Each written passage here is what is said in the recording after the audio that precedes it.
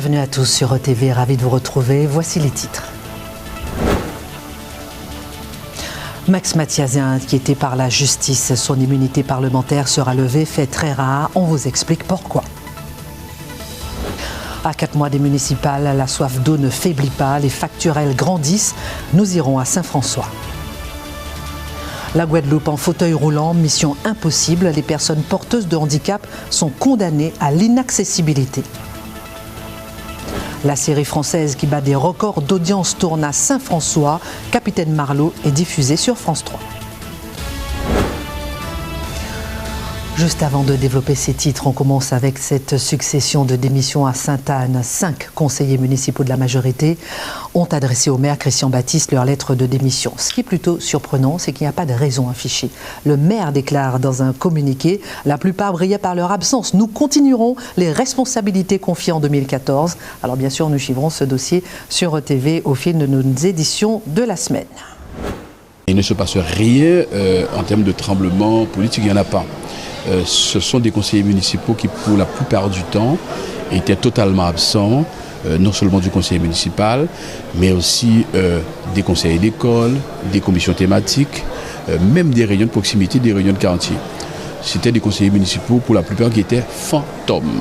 Donc c'est tout à fait logique qu'au bout de quelques temps, que ces conseillers municipaux ne produisant rien dans leur fonction, évidemment, parce que quand je parle d'absence, c'est même dans la production aussi, ou dans des propositions. Et donc, nous en sommes là. Mais je voudrais quand même aussi préciser, c'est qu'à aucun moment, un conseiller municipal démissionnaire est venu me dire « Mais Christian, nous ne sommes pas d'accord sur tel ou tel projet, ou je ne vais pas voter tel ou tel point du conseil municipal. » Donc, il n'y a pas d'éclat. Il n'y a pas d'éclat de voix, il n'y a pas de heurts, il n'y a pas de tension. Ils ont fait leur choix. Et donc, bien évidemment, aujourd'hui, si c'est une manœuvre qui est de politique politicienne pour chercher à déstabiliser Christian Baptiste, bon, elle n'est vraiment pas réussie, c'est un épiphénomène. Et donc, par conséquent, ils sont libres après de faire le choix. Si demain, on doit être confronté, parce que c'est bientôt les élections municipales, nous serons confrontés. Mais je tiens à préciser, ils sont aussi comptables du bilan que nous avons eu, dans la mesure où je dis régulièrement, ils ont toujours voté l'ensemble des dossiers que nous avons présentés au conseil municipal. Toujours en politique, l'affaire qui secoue Max Mathiazin, son immunité parlementaire pourrait être levée. C'est une procédure très rare pour un député. L'objectif est de permettre aux parlementaires d'être jugés pour des faits qui lui seront reprochés. Plus de 550 000 € de fonds publics détournés. Écoutez Max Mathiazin qui, bien sûr, crie longuement son innocence. Et donc je n'ai ni eu à manipuler, ni eu à percevoir, à détenir, à compter ou à déposer des fonds à la perception. Je rappelle, et c'est une précision utile, que le régisseur qui est nommé, qui gère la régie, qui tient la régie, est nommé avec un adjoint ou une adjointe. Et qu'il travaille sous la responsabilité du percepteur. Par conséquent, et donc c'est le Trésor public qui le contrôle. Je n'en suis pas le patron, sauf d'un point de vue administratif. Mais du point de vue de la gestion des finances, je n'en suis pas le patron, le directeur n'en est pas le patron. Par conséquent, c'est extrêmement clair pour moi. S'il y a détournement, c'est ce que le juge doit déterminer, puisque au moment où je vous parle, il semblerait qu'il y ait 2 personnes de mise en examen. Mais je dis très bien que je verrai ce que donne cette supposée demande de levée d'immunité parlementaire. Ça ne signifie pas que je ne suis plus parlementaire, mais ça signifie que, compte tenu de mon immunité, ça donne l'occasion, ça donne la possibilité à la justice, policiers, juges d'instruction, de pouvoir m'entendre. Eh bien, quand je serai entendu dans cette affaire, ce sera simplement mon cri de l'innocence. Bien sûr, il reste présumé innocent, il reste député. Et rappelons que de toute l'histoire de la Ve République, à peine une dizaine de députés ont vu la levée de leur immunité parlementaire afin d'être poursuivis par la justice. Pas d'eau, mais des factures d'eau. Cela fait des années que la population vit ce paradoxe en Guadeloupe, un paradoxe de plus en plus criant. Marjorie Nadal a suivi une habitante de Saint-François en colère. Comme chaque semaine, Marie-France se rend à son compteur d'eau. Elle vient vérifier, sur les conseils du SIAG, qu'il n'y a aucune fuite. Je vais redescendre dans une demi-heure, voir si le compteur éventuellement a bougé. Mais je sais qu'il ne bougera pas puisque je n'ai aucune fuite d'eau entre le compteur et ma maison, vérifiée depuis des mois. Aucune fuite donc, et pourtant Marie-France ne cesse de recevoir ces derniers mois des factures exorbitantes. Le gestionnaire des eaux de sa commune est venu plusieurs fois, mais rien ne change. Une facture qui date de 2018 avec une consommation de 14 mètres cubes d'eau, ce qui peut paraître à peu près normal. Et il m'est arrivé cette facture de 104 mètres cubes d'eau, donc en début d'année à 619,08 € que j'ai refusé de payer. Ce n'est pas ma consommation, je vis seule, c'est impossible que j'ai dépensé 104 mètres cubes d'eau. Selon le SIAG, la consommation moyenne d'un ménage est d'environ 40 mètres cubes par an et par personne. Cela voudrait dire que Marie-France consomme en un trimestre 10 fois sa consommation annuelle. Pourtant, c'est désormais des relances avant contentieux qui lui parviennent. Je vis seule. Et même un peu d'une façon un peu sauvage. Je reçois pratiquement plus personne d'amis pour déjeuner ou faire quelque chose. Non, c'est impossible que je dépense cette quantité d'eau, c'est pas possible. Ce que j'attends du SIAG, c'est que l'on m'écrive, que l'on me dise « Madame, il y a eu une erreur, je ne sais pas à quel niveau de la facturation, du relevé du compteur, et que l'on me dise « Madame, vous ne nous devez pas ça, on appure tout simplement ces factures qui ne sont pas conformes. » Pour cette retraitée de Saint-François, cette situation est devenue extrêmement pénible et remet même en question sa vie sur l'archipel. J'y pense à quitter la Guadeloupe, partir, louer cette maison et rentrer en métropole et quitter cette île que j'aime tant parce que ça fait quand même 16 ans que j'habite là. En plus de ces factures exorbitantes, Marie-France doit remplir chaque jour des bouteilles pour pallier aux coupures d'eau 2 à 3 fois par semaine, et ce, seulement pour pouvoir faire une simple vaisselle. Nous avons déjà évoqué les difficultés des personnes porteuses de handicap. Rendons-nous compte concrètement des difficultés de circuler en fauteuil roulant en Guadeloupe. Reportage de Marius Mathieu. À 59 ans, Florise est une femme handicapée moteur pour qui le danger commence chaque matin, une fois sa porte d'entrée franchie. Toi, quand les voitures passent, il y a l'eau là, il n'y a pas de monde ici, et bien ça salit. Les voitures passent vite ici. À peine sortie de chez elle, Florise se doit d'emprunter la route pour se déplacer avec son fauteuil. Un risque pris chaque jour contre sa volonté. Le trottoir, il est vraiment trop. Si je fais ça, je ne peux pas monter. Même en marche arrière, il faut que ça soit plus basse. En France, les fauteuils roulants électriques ne sont pas soumis aux règles des automobiles, mais bel et bien à celles des piétons. Si le trottoir est inexistant ou encombré, comme ici, le fauteuil roulant doit alors se rendre sur la route, au milieu de véhicules, parfois de plusieurs tonnes. Je regarde si je peux sortir. Et je sors, les voitures me laissent des fois sortir s'ils sont tout près. Pour se déplacer en autonomie dans son quartier, Florise doit compter sur la vigilance et la courtoisie des conducteurs, ainsi que sur sa propre prudence, pour éviter des pièges potentiellement dramatiques pour cette habitante des abîmes. Ces genres de trous, le fauteuil peut tomber dedans et se pencher. Et tu peux tomber, le fauteuil peut se renverser. Hein? Il y a un manque d'attention. Ça tire, tu sens que ça tire le fauteuil. Ça ne veut pas aller tout droit, ça tire sur les côtés. Le soir, si tu ne fais pas attention, tu peux partir en embardé. Là, hein? Ça fait mal aux fesses, le fait de te secouer comme ça. Des déplacements vitaux aux allures de parcours du combattant. Même arrivé à destination, les problèmes rencontrés par Florise ne sont pas terminés. Là, quand je viens à la boutique, je reste là et il n'y a pas d'accès. Le magasinier sort et vient me servir à l'extérieur. Mais je ne viens pas souvent parce que c'est très dangereux. Il y a les voitures en face, il y a les gens même qui viennent acheter. C'est très dangereux pour moi. Une dangerosité mêlée à un sentiment d'injustice. Le handicap de Florine est dû à une maladie dégénérative, douloureuse au quotidien et encore plus difficile à vivre quand la souffrance n'est pas entendue ou comprise. Mais c'est comme si nous sommes invisibles. Hein.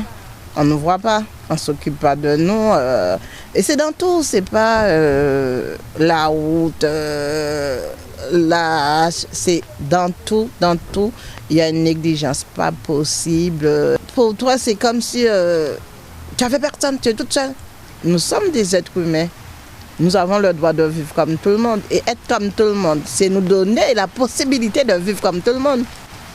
Avec ce manque d'accessibilité, Florise est victime d'exclusion au quotidien. Un triste sentiment qui contraste avec sa beauté, son sourire et sa force fièrement affichée. Ils peuvent me doucher quand ils passent. Ils peuvent me doucher. Ils ne s'occupent pas de moi. Nous ne sommes pas aux États-Unis et pourtant les appels à déposer les armes se succèdent chaque année depuis 7 ans. Le but de la campagne de la préfecture est d'inciter à ramener les armes en sa possession sans être poursuivi. Ça en dit long sur le taux de possession d'armes en Guadeloupe, mais ça en dit long aussi sur la volonté de notre département d'aller de l'avant. Marjorie Nadal. Sur cette affiche, des Guadeloupéens et Guadeloupéennes à différents moments de leur vie, mais avec la même crainte, celle de la circulation des armes. Ne laissons pas la Guadeloupe à la merci de la violence et des armes. Agissons ensemble et déposons. Jusqu'au 31 décembre, chaque Guadeloupéen détenteur d'une arme est invité à la déposer en gendarmerie, au commissariat ou auprès de la police municipale. En échange, si l'arme n'a pas servi, il n'y aura aucune poursuite judiciaire. Aujourd'hui, procureurs, préfets et forces de l'ordre ont officialisé la campagne 2019. L'occasion de rappeler que si les chiffres de la délinquance sont en baisse, il faut continuer à lutter contre la violence et la circulation des armes dans l'archipel. Il s'agit là de cibler exactement un public bien particulier qui est celui domestique, qui peut se retrouver avec un héritage d'un grand-père qui est décédé ou avec une arme de chasse qui n'est plus utilisée. Donc on n'est pas sur la question de l'éradication des trafics d'armes qui fait l'objet là, des actions de la police et de la gendarmerie. Les médias, en partenariat avec la préfecture, ont pu signer une convention ce matin afin de diffuser l'information aux plus nombreux. Ce message sera partout, lignes de bus, affichage urbain et même boîte à pizza. La campagne se veut massive. Tant que nous n'aurons pas asséché les viviers, nous la poursuivrons. Et puis c'est une opération, j'insiste, d'éveil de conscience. C'est une opération déposons les armes. Ça n'est pas une injonction, c'est prenons conscience tous ensemble de la dangerosité des armes. Depuis la première campagne de 2013, l'opération a permis de détruire près de 700 armes et plus de 11 300 munitions. À Tahiti, les femmes accouchent quasi systématiquement sans péridurale, sans un seul cri. C'est un rapport à l'accouchement assez particulier. Ici, en Guadeloupe, certains veulent se spécialiser dans l'accouchement naturel. Marjorie Nadal s'est rendue dans la seule maison de naissance en Guadeloupe. En fait, il était là avec Maria dans ses bras et me dire eh bien voilà, c'est bon, on rentre à la maison. Il adore. Olivia se souvient encore très bien de l'accouchement d'Audrey. Elle est sage-femme depuis 18 ans, mais ici, dans cette maison de naissance, c'est particulier. Les accouchements se font de manière naturelle, sans péridurale, mais avec un accompagnement personnalisé tout au long de la grossesse et le jour J. On est à côté, on se fait une présence discrète. S'il y a besoin d'intervenir, qu'il y a besoin de masser la femme, de répondre aux besoins du papa aussi, de le rassurer, on est là. Pour la sortie du bébé, en fait, le moment vraiment de la sortie du bébé, on est toujours à côté d'eux. On ne fait pas de geste à toucher au bébé ou à examiner la femme, en fait, si ce n'est pas nécessaire. Donc la plupart du temps, pour 3/4 des accouchements, on n'a pas fait de toucher vaginal ou pas touché à la tête du bébé. C'est les parents qui ont, on peut guider leur geste, en fait, accueillir le bébé, attraper le bébé quand il est sorti. Baignoire, lit, ballon, la maman peut accoucher où elle se sent le mieux, dans l'intimité avec son mari et avec une sage-femme qu'ils connaissent déjà grâce à la préparation à l'accouchement. Autre changement de taille, si tout va bien, les parents peuvent rentrer chez eux dans les 4 heures qui suivent l'accouchement. Mon mari, il a été dans la baignoire avec moi, enfin dans le bassin avec moi. Il a accueilli notre fille. Ça, c'est pas possible dans un parcours médicalisé. Et c'est vrai qu'on accueille aussi la douleur différemment. On a accouché à 9h, à midi, on était chez nous. C'était super parce que pour notre fils qui n'avait que 20 mois, parce que nos enfants ont 20 mois d'écart, il n'y a pas eu de coupure, donc il a accueilli notre fille avec beaucoup de joie, puisque pour lui, l'enfant ne volait pas sa maman. Aujourd'hui, il n'existe que 8 maisons de naissance en France, dont une seule dans les Antilles. Elles sont actuellement toutes en phase d'expérimentation depuis 2015. D'ici 1 an, le gouvernement validera ou non définitivement le projet. Aucune visibilité donc, mais quelques inquiétudes.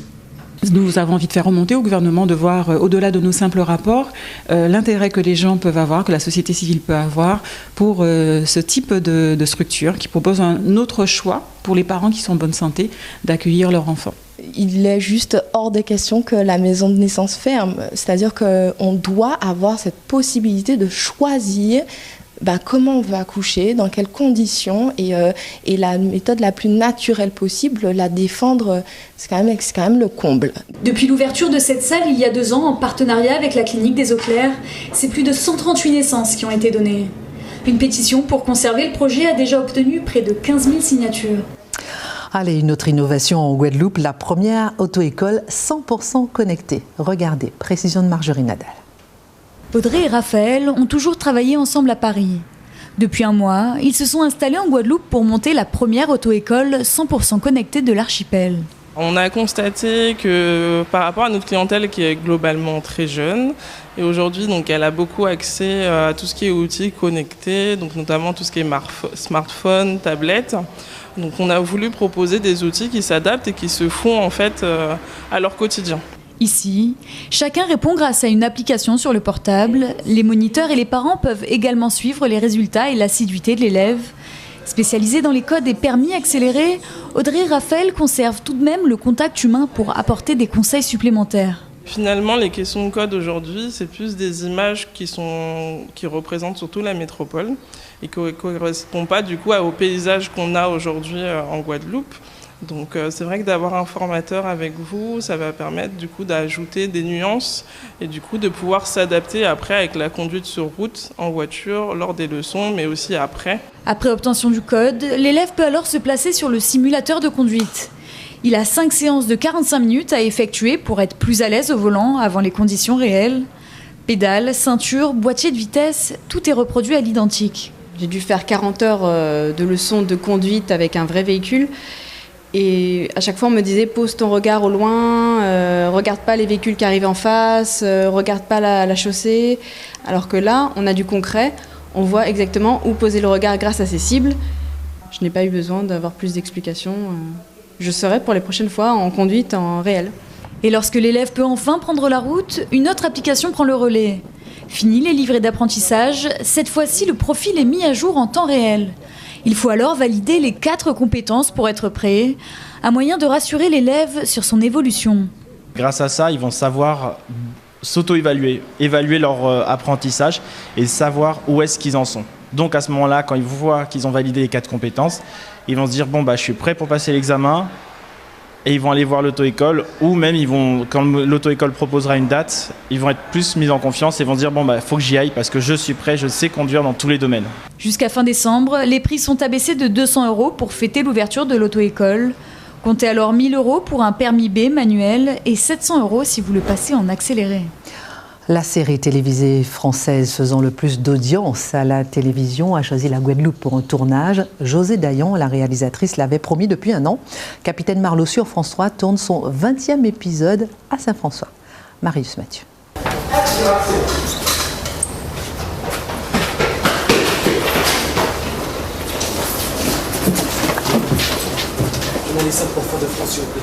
Des acteurs prêts à tourner et une gare maritime de Saint-François transformée en plateau de tournage. La Guadeloupe accueille pour 16 jours l'équipe de la série télévisée Capitaine Marlowe, un programme à succès national qui n'a pas oublié dans son casting quelques figures locales. Je suis rosérienne, je suis comédienne. Un Marlowe se fait ici en Guadeloupe, c'est normal que j'y suis. C'est pas une question de fierté, c'est normal que j'y suis. Parce que je suis une comédienne que tout le monde connaît ici. 15 comédiens locaux participeront au casting de la série policière, ainsi que 120 figurants et une vingtaine de techniciens de la Guadeloupe. Les décors naturels de l'archipel et la présence d'employés qualifiés font du territoire une terre d'accueil rassurante pour l'organisation des tournages. On est venu en Guadeloupe parce que c'est une collection qui s'appelle Capitaine Marlowe et que le personnage principal interprété par Corinne Maziero mène des enquêtes. Et elle mène des enquêtes évidemment en France puisqu'elle est gendarme. Et on trouvait amusant que Corinne Maziero arrive en Guadeloupe invitée pour passer une semaine de vacances et qu'il y ait tout de suite une enquête qui lui tombe dessus et qu'elle soit obligée de la résoudre. Les Guadeloupéens qui font partie de l'équipe technique sont très très bons et très efficaces. Et très sympathique et très discret. Voilà. 125 000 € ont été investis par la collectivité régionale de Guadeloupe pour financer et encourager les réalisateurs à venir tourner sur le territoire. Avec à la clé, un retour sur investissement non négligeable. On en profite aussi pour, à partir d'une subvention de 125 000 €, de générer un retour sur investissement qui aujourd'hui sera de 700 000 € avec Capitaine Marlowe. Donc on multiplie par 6 ce que la collectivité a investi au bénéfice des techniciens locaux et puis de tous les prestataires de services, que ce soit la ville de Saint-François comme aujourd'hui, la ville de Capesterre-Belle-Eau dans quelques jours, ou le reste du territoire qui profite aussi de Capitaine Marlowe. Une destination exotique donc pour ce programme qui rassemble près de 8 millions de téléspectateurs chaque semaine. L'épisode 20 sera entièrement tourné en Guadeloupe, à retrouver très bientôt sur les petits écrans. Et puis le Club Med a inauguré ce week-end son nouveau visage à Sainte-Anne en présence du président du groupe, Henri Giscard d'Estaing.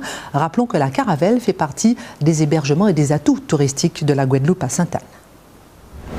Le Club Med de la Caravelle s'agrandit en effet, il s'embellit aussi, c'est donc à la conclusion de travaux de rénovation et d'extension très importants.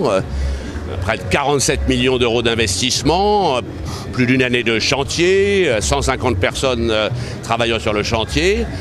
Et tout ça pour faire un Club Med qui soit à la hauteur de son histoire. Nous sommes ici depuis 1973, mais qui puisse aussi renforcer l'attractivité touristique de la Guadeloupe, être un merveilleux lieu d'accueil pour celles et ceux qui veulent profiter de ce site merveilleux, nos clients guadeloupéens, et être un facteur d'attraction internationale.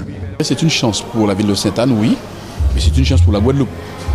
La Guadeloupe a la chance d'avoir Sainte-Anne.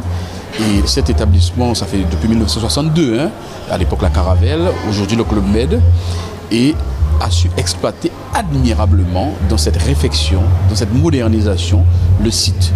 Et donc c'est très bien pour le tourisme, notamment pour le tourisme à l'international. Donc ça veut dire que Sainte-Anne porte la Guadeloupe à l'international. Et évidemment, il faudra que nous puissions aussi profiter de la venue de ces touristes, en tout cas de ceux